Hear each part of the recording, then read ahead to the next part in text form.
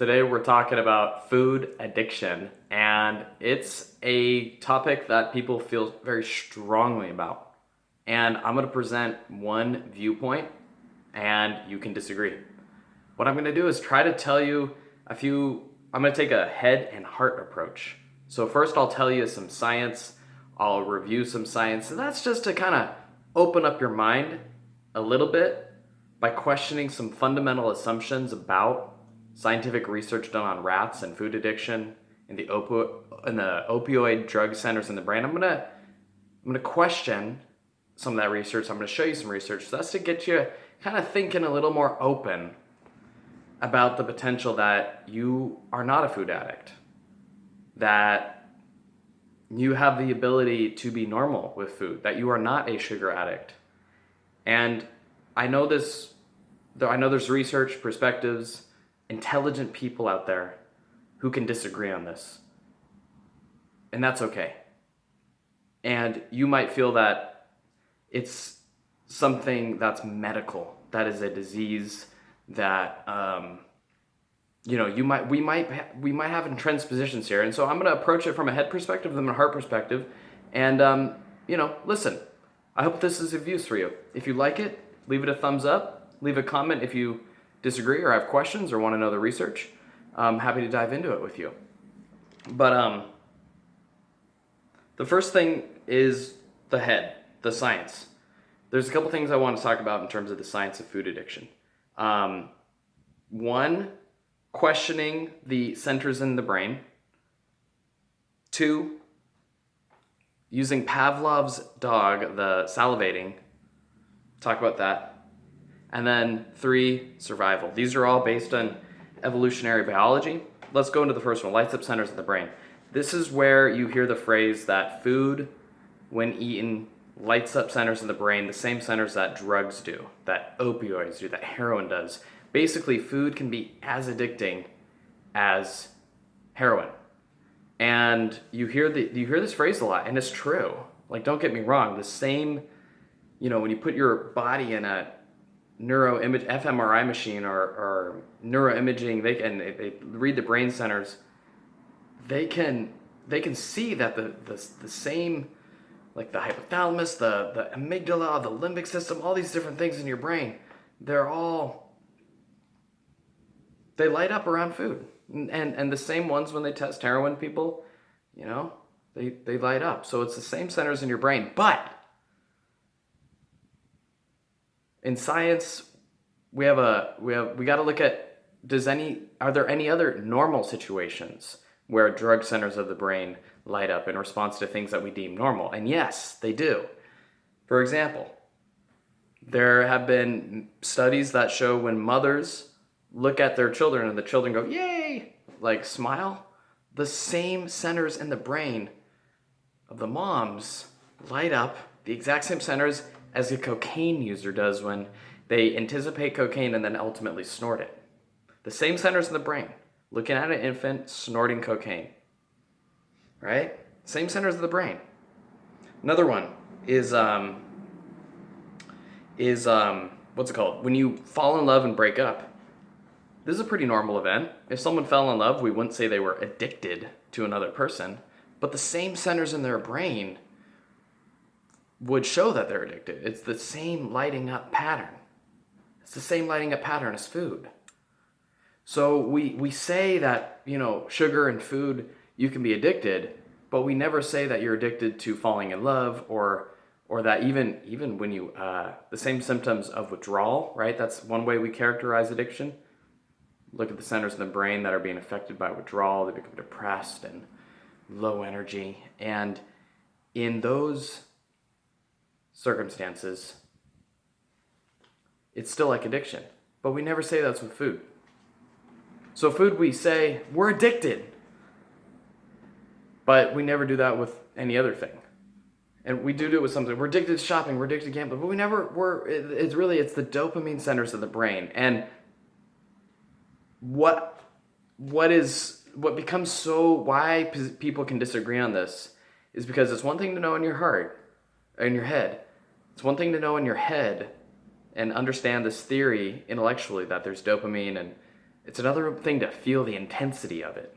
Okay, and I've not struggled with food addiction in the way that you may have, or in the way that you may know someone who's struggled with food addiction. My thing has been marijuana. Thinking I was an addict to forming a much healthier relationship with marijuana. Okay? So, if you label yourself an addict, oftentimes there's a learned helplessness. And this comes into Pavlovs conditioning, the dog, the bell, the dog, the saliva. All right?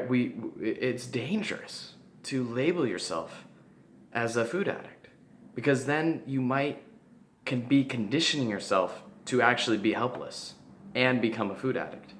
So these thoughts are really important. And let me show you. So sometimes when you see food, your body reacts, it starts salivating, you literally, like, your whole body reacts to food. And it's instinctual. It just, boom, happens. You're not even thinking about food. You're just minding your day, doing errands, and maybe you had breakfast before, so you're not even hungry. You're not even thinking about, and then bam, you're flooded with emotions. You got to pull over. You pull over, you get something to eat, and bam, the cycle goes again, and you're like, what is happening?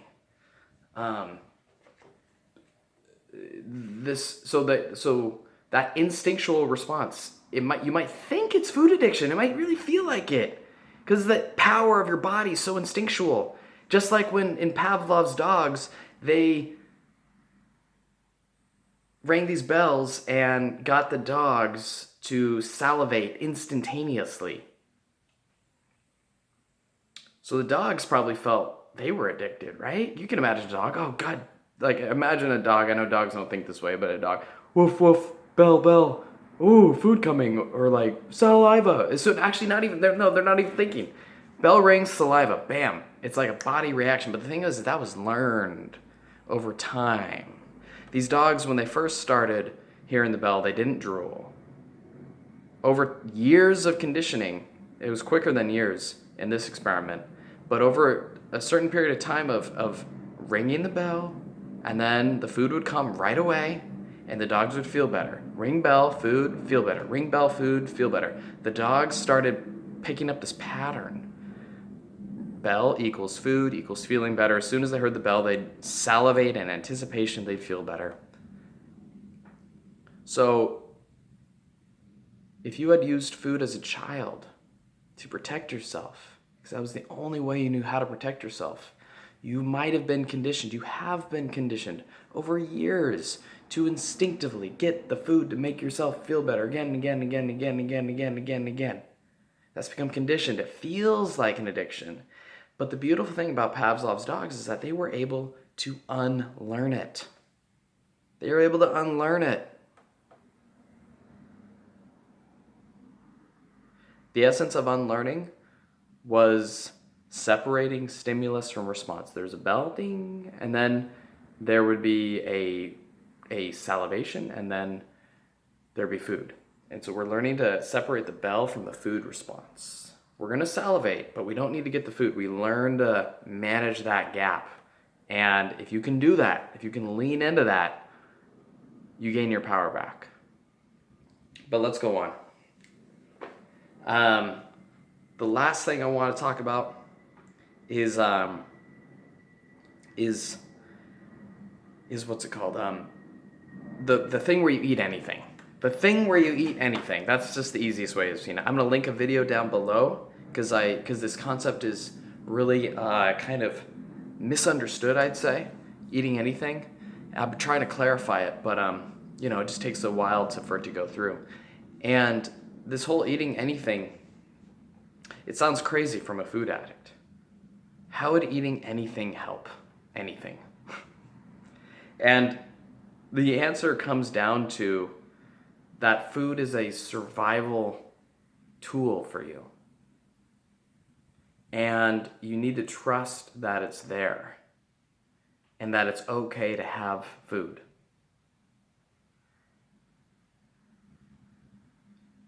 You've grown up with stress around food. And this stress and survival thinking permeates your conscious experience of food. You associate food with scarcity. You associate not having food with danger and emotional danger and abandonment and rejection and abuse, maybe. And food you associate with comfort and warmth. And so part of you deeply, deeply wants food. But another part of you is so conflicted because maybe food was locked up. Maybe you weren't allowed to have access to food. Maybe your self-worth depended on food. Maybe you have all these judgments. And sorting this out, sorting this huge mess out, is like learning to walk. You know how you walk a little bit and then you fall down, you look up at your parent, and then the parent's like, oh yeah, you're good. You do that with emotional permission. You do that with trusting food. So you first give yourself permission, and then you eat some. I know it sounds scary. It really it's terrifying. I get it. It's fucking terrifying. I get it. You eat some food you're scared about eating. You stay connected. And you're not sure if you did it. You're not sure if you did it. You're almost afraid that I'm going to judge you. Someone's going to judge you. You're going to judge you. And in this process, at least if you're working with me, there's no judgment. You really can have this food. Yeah.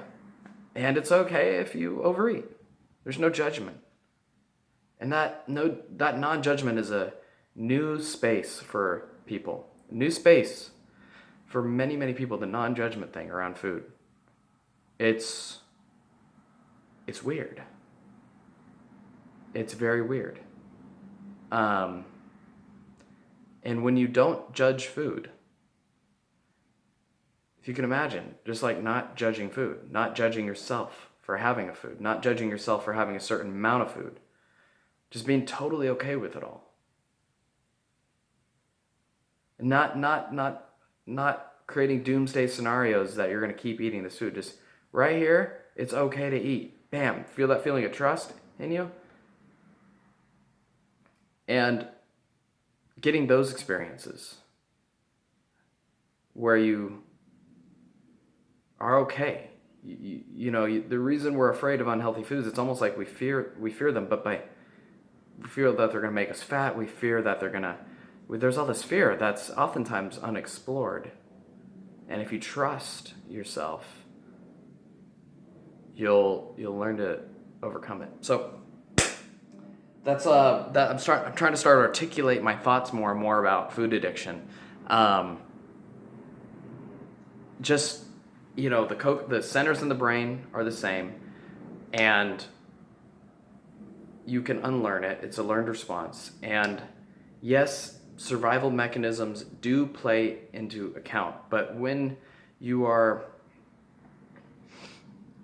kind of unfamiliar with these survival mechanisms, when you judge yourself, when you don't know how powerful food is, and you judge yourself for failing, it's a incorrect viewpoint, I guess. And so bringing it back in alignment, that it's okay to eat food, and starting from that place of non-judgment. That'll be it today. All right, peace.